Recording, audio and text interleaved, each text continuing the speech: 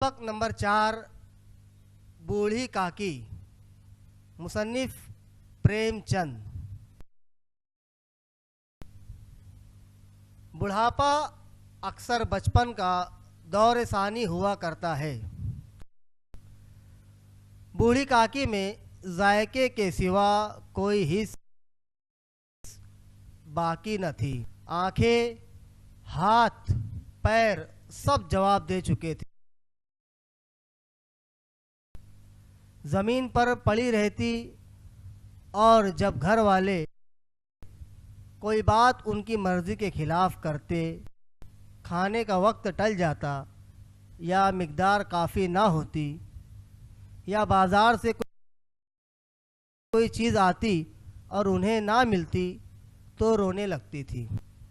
उनके शौहर को मरे हुए एक ज़माना गुज़र गया था। 7 बेटे जवान हो कर दाग दे गए थे और अब एक भतीजे के सिवा दुनिया में उनका कोई न था। उसी भतीजे के नाम उन्होंने सारी जायदाद लिख दी थी। उन हजरत ने लिखाते वक्त तो खूब लंबे चौड़े वादे किए थे, लेकिन वो वादे दलालों के सब्ज बाग थे। अगरचा इस जायदाद की सालाना आमदनी 150-200 रुपये से कम ना थी, लेकिन बूढ़ी काकी को पेट भर रूखा दाना भी मुश्किल से मिलता था।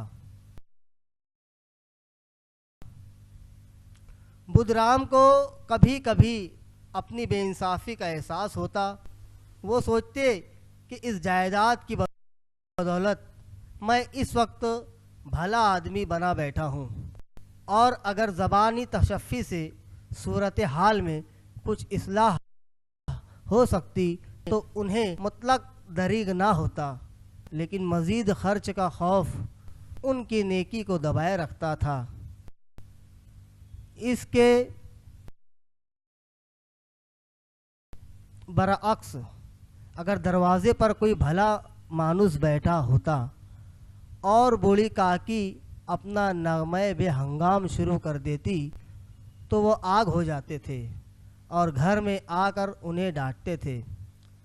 लड़के वालिद का ये रंग देखकर बूढ़ी काकी को और भी दक करते। सारे घर में अगर किसी को काकी से मोहब्बत थी तो वो बुधलाल की छोटी लड़की लाडली थी।